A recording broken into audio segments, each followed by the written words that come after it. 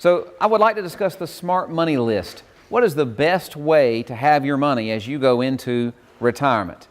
Well, class, the best kind of money is free money. Isn't that right? What does OPM stand for?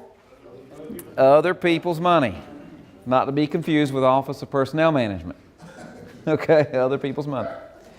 That free money is what you get as a FERS employee with that 5% match, or 4% technically, that match.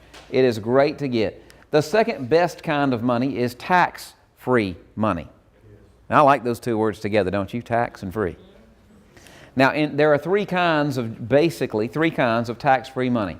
You have the Roth, and we'll discuss IRA and TSP Roth in just a few moments. You have the cash value of life insurance. It has the potential to grow tax-free inside of a life insurance program if managed appropriately. And you have municipal bonds. Now, beside municipal bonds, if you would please write Detroit. So you do what you will with municipal bonds. It's not something that we're actively recommending at this point. But it is tax-free for in most cases, or in many cases. The third best kind of way to have your money is tax-deferred. This would be representative of your traditional TSP, traditional IRAs, other type of investments where annuities, for instance, where your money is in an account and it grows and you don't pay tax on the growth every year. It's not until you begin to withdraw the money that you start to pay the tax. And the fourth on the list would be taxable money. These may be accounts that you have, mutual funds that grow in value, say 10% in a given year, but then you have to pay taxes, so they really only made 8 because you pay tax every year. It is the least efficient way to hold your money from a tax perspective relative to especially tax-free money, right? So as we look at this list, we want to think, how can you get more of your money up this chain? Can you turn some of your taxable money into tax-deferred or tax-deferred into tax-free? Can you, in retirement, end up with more money in a higher bucket than what you have today? That's the premise that I'm going to work off of the next few minutes and prove why I think the smart money list is in correct order the way it's presented to you today. So let's talk about the IRA and answer our gentleman's question on the front row in good detail. Your IRA or your TSP is simply a wrapper. Inside of this tax wrapper, you can have your G, F, C, S, I funds, L funds, whatever you have. If it's the TSP, if it's an IRA, you can have mutual funds, gold, annuities, real estate. You can have whatever you would like in that wrapper. The IRA is simply the tax shelter that the money exists in. So when someone says, I have an IRA, that can be many things. Just like you can have a TSP, it can be many things, right? It can be any kind of investment. What I want to do on this slide is separate investment from tax. I'm now trying to talk about taxes and not focus on the investment world. So an IRA can be mutual funds that make 30%. It can be real estate that lost 30%, or anything in between. It can be gold that lost 27% last year. It can be healthcare fund that made 44%. It can be whatever you choose to invest it in. I think the best example in the wrapper is a candy bar. What's it? Almond Joy and Mounds. Some like nuts and some don't, right? It's in the wrapper, but it's different stuff in the wrapper. It's not until money goes in pre-tax, it's not until you take the distribution out of the wrapper that you have tax implications. Let's take that same wrapper concept and now apply it to the Roth. What you need to understand is the Roth TSP can hold the same stuff, the GF, CS, I, or L funds. A Roth IRA can hold mutual funds, gold, annuities, real estate. These things can all be held inside of a Roth IRA wrapper. The difference is the money goes in after tax into this wrapper and then is invested however you choose. And then upon distribution, the distributions can be tax-free. That's good, isn't it?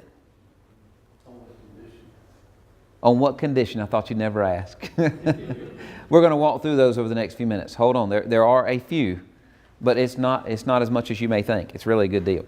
So, in looking at this picture, I want to give you one other analogy. I love farming. It's about time to plant the crops, is it not? For those that love farming. So we put corn in the ground. We put one kernel of corn. 90 days later, we get 3,000 on a cob. So I ask you, ladies and gentlemen, would you like to pay tax on the 1 or on the 3,000?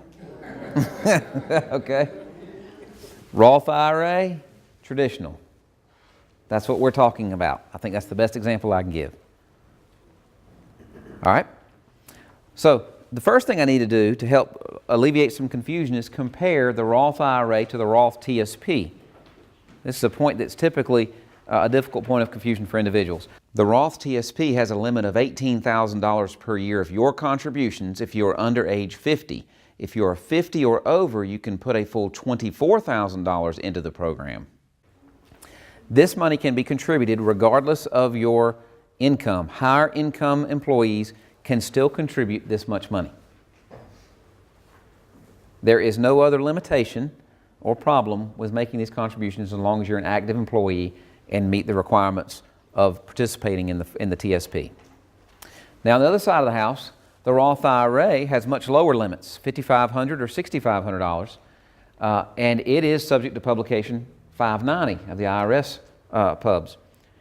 If you are married filing jointly with a modified adjusted gross income of over $183,000, you are not eligible to fully contribute to a Roth IRA.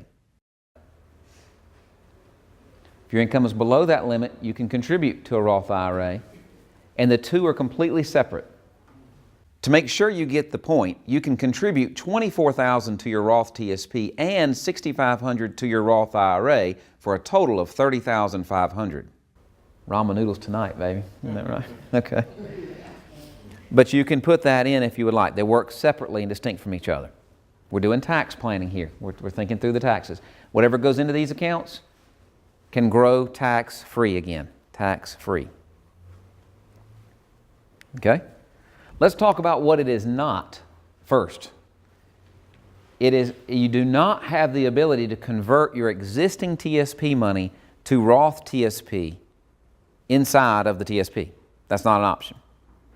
Okay? So you think, oh, that's a pretty good idea. I think I'll just flip it on over. No.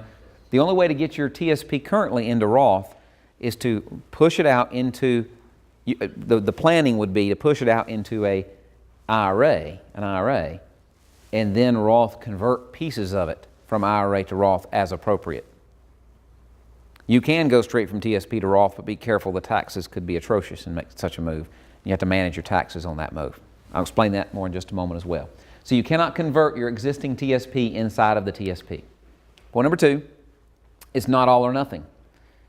You may be putting in $20,000 in the TSP, like the idea that we're presenting, and say, well, I'll put $10,000 in my traditional and $10,000 in my Roth. You can do that.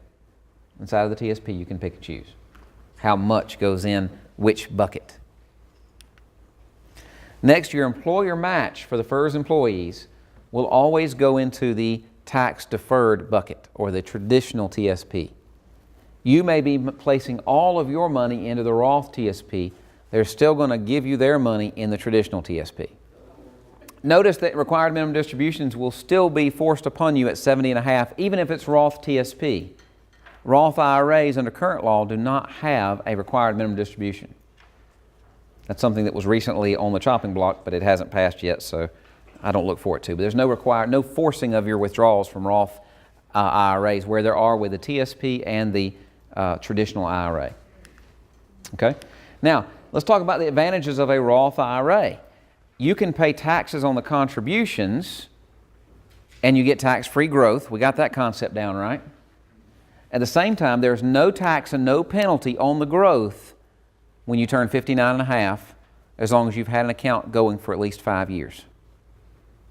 59.5 in 5 years on the growth. Look at the next statement. But you have full access to your basis immediately. So, and there are no required minimum distributions on Roth. So you want a quick priority? If I could put it in just quick terms, if I were giving general advice, be careful with this is general. Get your 5% match in the TSP, fully fund Roth IRAs, and then consider from the smart money list, consider more TSP, maybe Roth TSP, or cash value of life insurance buildup for the other purposes that we discussed earlier in the training.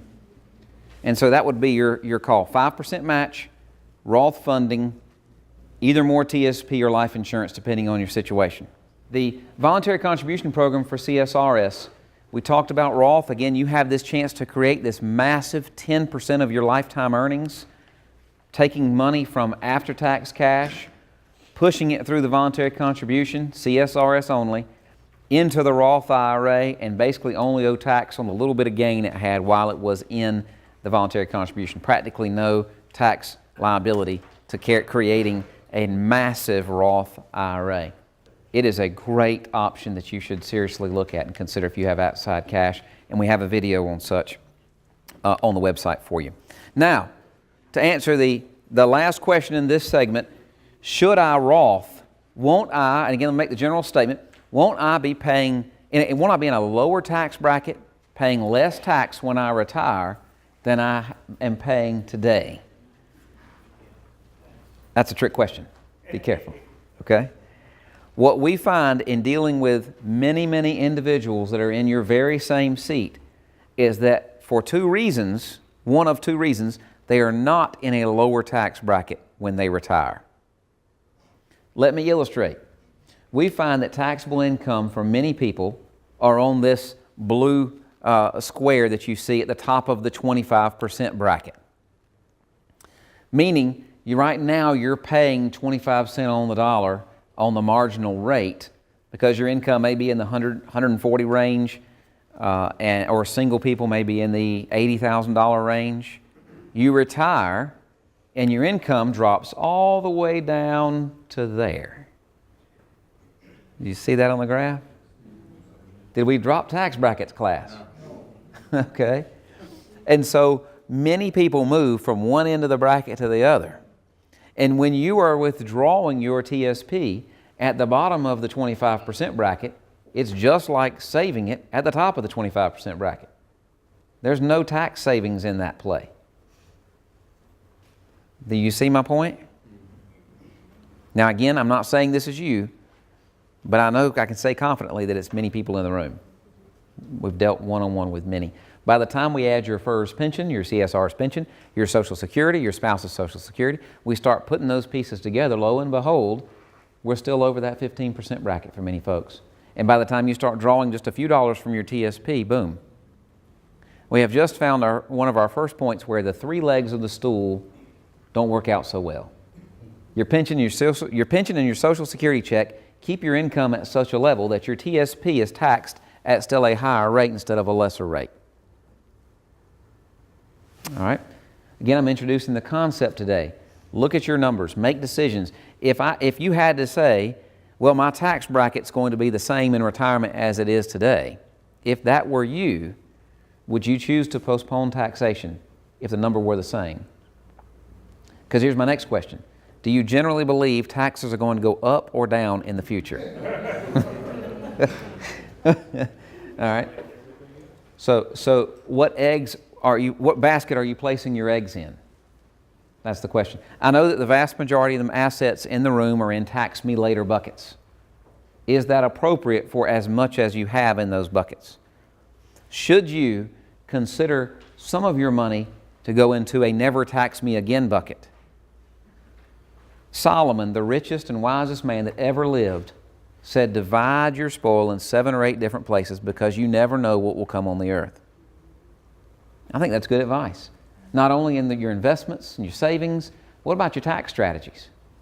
Why not diversify some of those? I'm not saying all or nothing. What if you consider some of that? I think that's smart.